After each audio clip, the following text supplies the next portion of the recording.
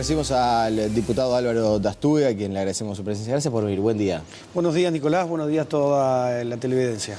Bueno, vamos a estar conversando sobre esa iniciativa que, como decíamos, en la venta, ¿no? Genera cierta polémica, por lo menos algunas visiones encontradas. Pero antes, quiero pedir una breve reflexión, porque venimos de un día que, por lo menos a mí me impactó mucho, ¿no? La situación que se dio en Quebracho, en el departamento de Paysandú, en Colonia. No logramos parar esta ola de femicidio. Y ustedes están en comisiones parlamentarias que están involucradas de alguna manera con el desarrollo humano, con la población. ¿Qué reflexión hace acerca de lo que está sucediendo? A mí lo que me preocupa, Nicolás, sin duda que el femicidio es algo preocupante y principalmente observando los últimos datos y las cosas que suceden, ¿no? Que todos los días lo vemos en la televisión. Pero me preocupa la violencia en general, porque se ha desatado en la sociedad una violencia en general, en donde yo hace poco fui a la cárcel de Canelones. Entrar a la cárcel de Canelones y ver la cárcel llena de jóvenes entre 18 y 23 años, a uno le entristece mucho el corazón y se pregunta si las cárceles están llenas de jóvenes, la proyección que tenemos, ¿cuál es? Es de verdad que preocupante la violencia en general, además de los feminicidios que acontecen en nuestro país. Yo creo que va relacionado, y me habrán escuchado muchas veces, he hecho exposiciones en la Cámara de Diputados, muy relacionado con la desmembración, con la destrucción familiar que existe en nuestro país. Porque recordad que la familia es quien pone los límites morales, quien es que educa, quien es que cuando yo le pegaba al vecino venía mi mamá y me decía anda a pedirle perdón. Era mi mamá la que me decía no podés pegarle, no podés ejercer violencia. Y es la familia la que educa, pero hoy la familia está bastante ausente y desde el gobierno no le damos herramienta a los padres para que eduquen a esos niños. Si tú analizás los feminicidios están relacionados con personas jóvenes. Entonces, yo creo que está fallando la responsabilidad de los padres en ese sentido. Sí, bueno, hay de todo, ¿no? Generalmente las víctimas son más jóvenes que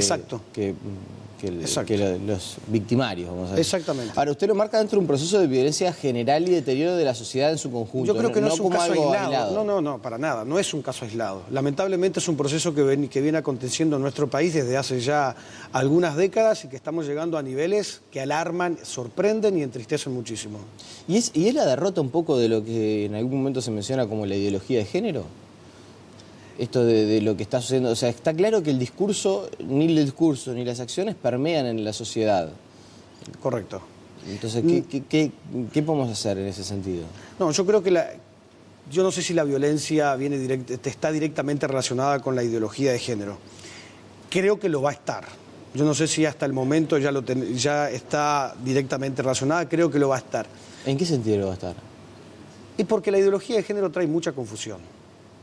Trae mucha distorsión y yo creo que la confusión termina generando violencia.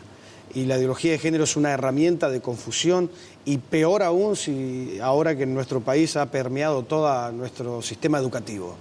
Creo que más allá o más acá vamos a tener consecuencias gravísimas y nocivas de esta herramienta, a mi parecer destructiva para la adolescencia, para la juventud y para el resto de la sociedad sin duda.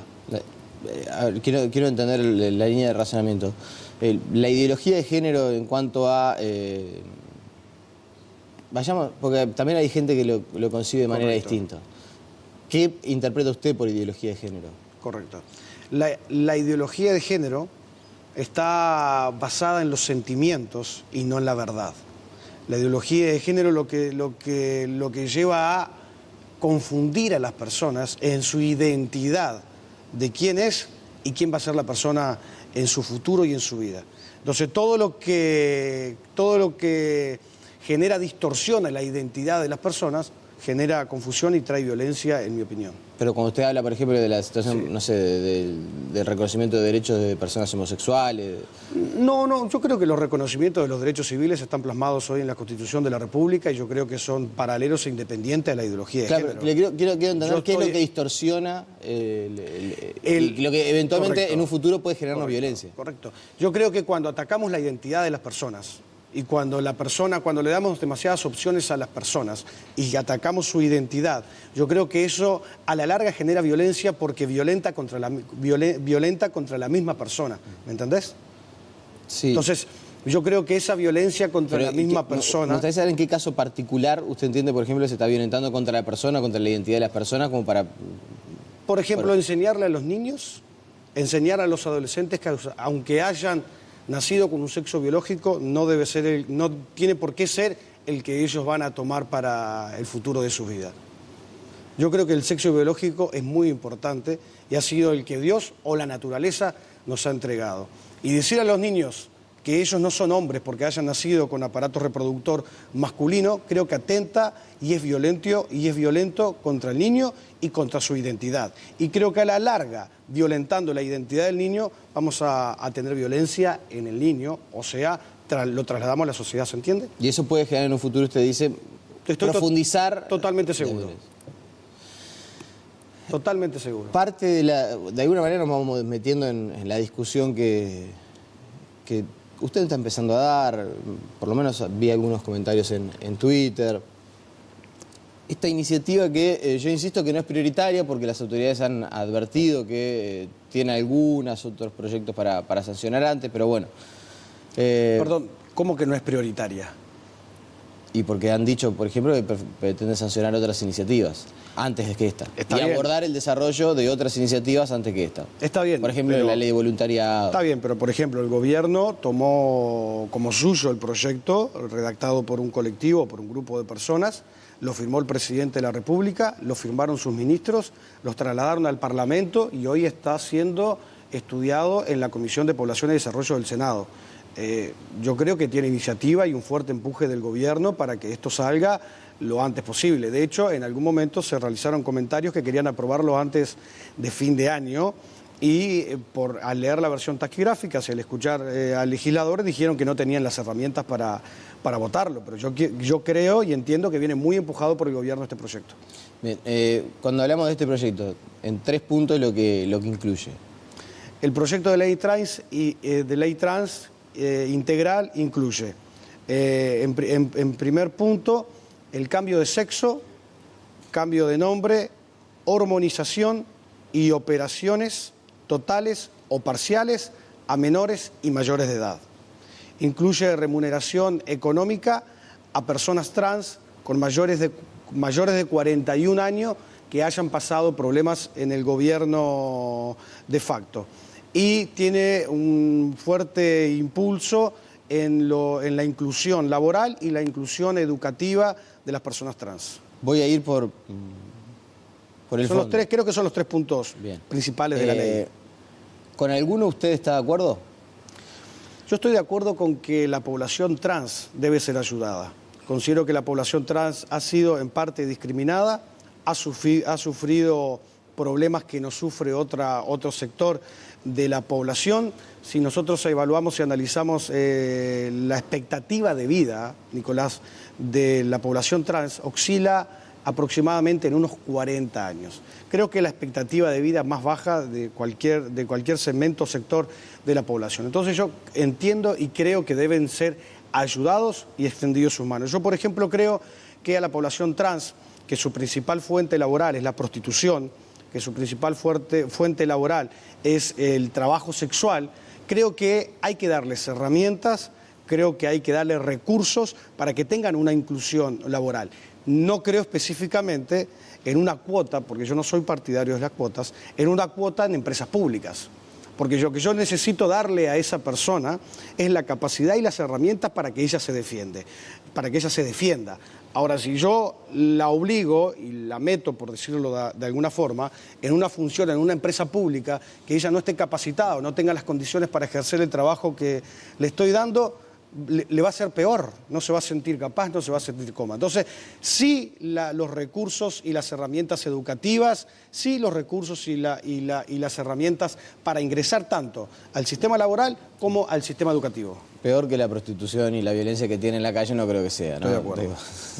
Cualquiera sea la función que desempeñen, peor que estar en la calle ejerciendo la prostitución. Creo que son dos cosas también que caminan un poco paralelas, ¿no? ¿Paralelas en qué sentido? En los dos trabajos. Por eso entiendo que debemos darle dignidad humana a las personas en general, y en este caso estamos hablando a los trans, dignidad humana. Y la dignidad humana se la damos a través de recursos y herramientas para que se defiendan en la vida. Es lo principal. O sea, A ver, el subsidio o la cuota esta de remuneración, Sí. no la ve con... O sea, no la acompaña, pero tampoco es que le genere, no es lo que más le genera. No es lo que más me genera conflicto en la ley. Yo creo que es un tema a estudiar, es un tema a ponernos de acuerdo. Y además, Nicolás, quiero que recordemos que no llegan a 900 personas, según el censo del año 2016, las personas trans. O sea, 900 personas mayores de 41 años que hayan tenido problemas en el gobierno de facto, en la dictadura, puede ser un porcentaje muy pequeño, muy pocas personas, decenas de personas, no creo ni que afecten las arcas públicas. Es un tema a estudiar que, en mi opinión, no me genera alarma. Con Ahora, relación al tema del cambio de sexo a mayores y menores y la hormonización. Para preparar la entrevista estuve leyendo bastante y, por ejemplo, en España se está dando la misma discusión. sí. El proyecto de ley que de hecho se está por aprobar, porque está casi todo el sistema político español de acuerdo, con excepción del Partido Popular.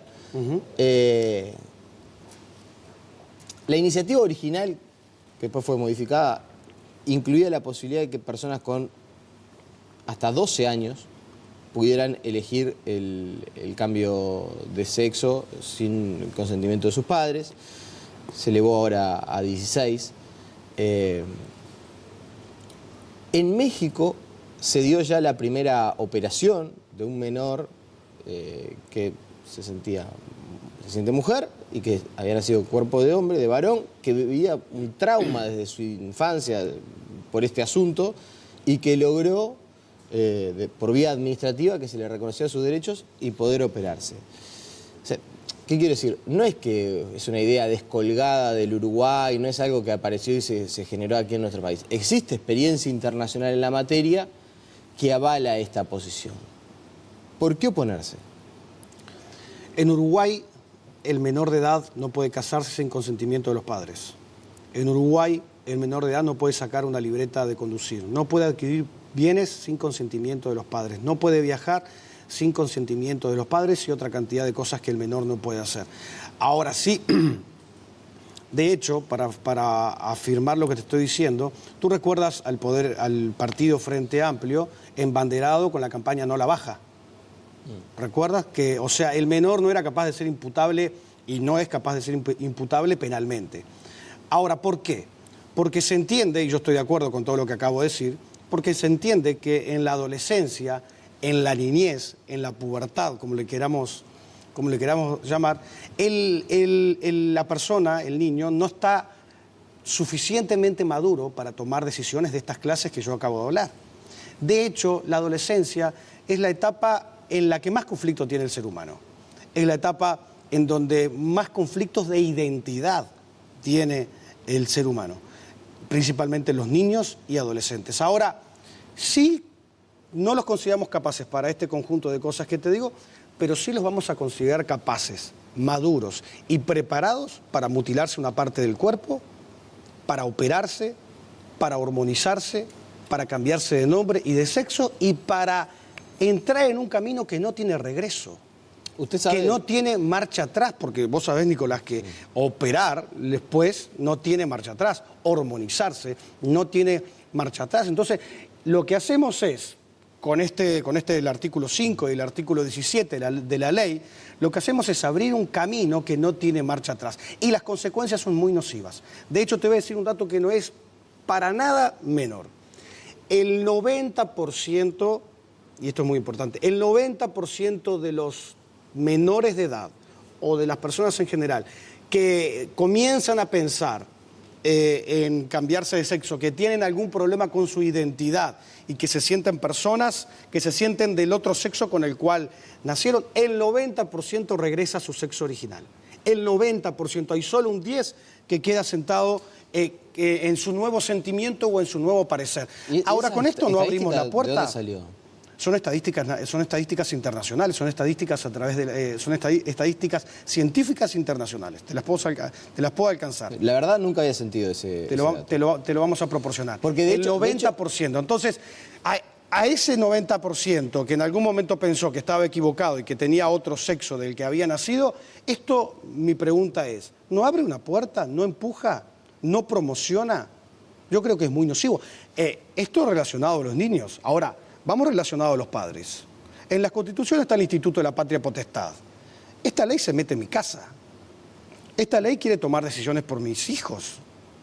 Esta ley entra en el No quiere tomar decisiones por sus hijos. Quiere darle la posibilidad a que eventualmente, en caso de tomar una decisión, la pueda llevar adelante. Correcto. No es que le obliga a tomar la decisión. No, obligarlo no, promociona, dije yo.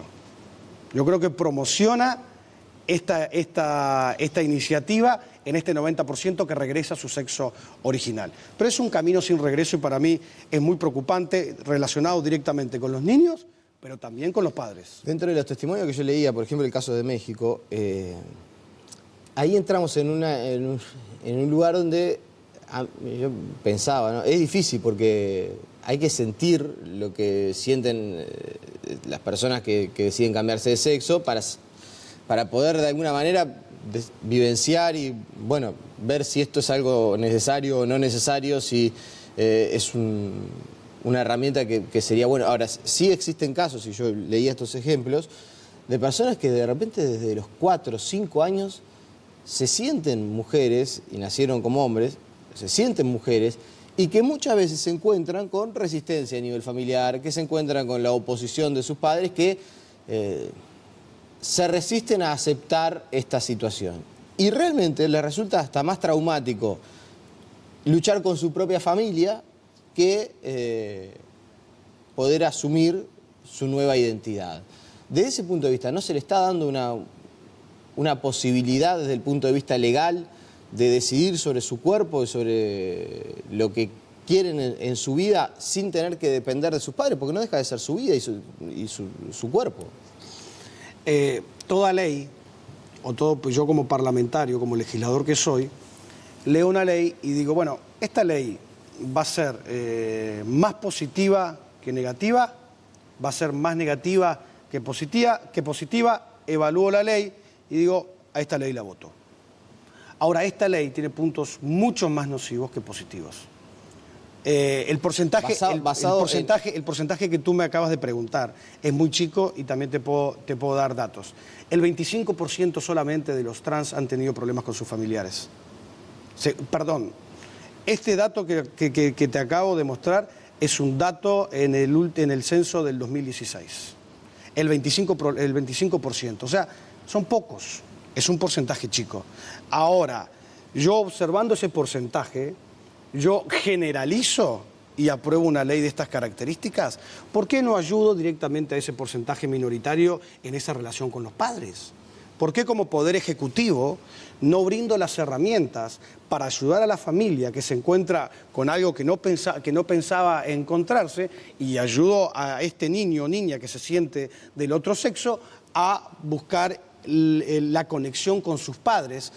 Yo creo que es mucho más prudente, más lógico, más sabio, porque necesitamos sabiduría en este mundo tan conflictivo que tenemos, mucho más sabio que aprobar una ley y decir que cualquier menor pueda operarse, mutilarse, pueda cambiar de sexo, pueda hormonizarse. Es una cuestión de lógica y es una cuestión de evaluar una ley general. Si es más nociva que positiva, yo no la voto. Y yo esta ley no la voto, pero principalmente porque podemos causar daños irreversibles. El 90% de los niños y adolescentes que sienten en algún momento que se sienten del sexo contrario al que nacieron, vuelven a su sexo original. Ya de las últimas, si se aprueba, ¿hay algo para hacer? Bueno, vamos a pelear, vamos a ver. Viene el asunto de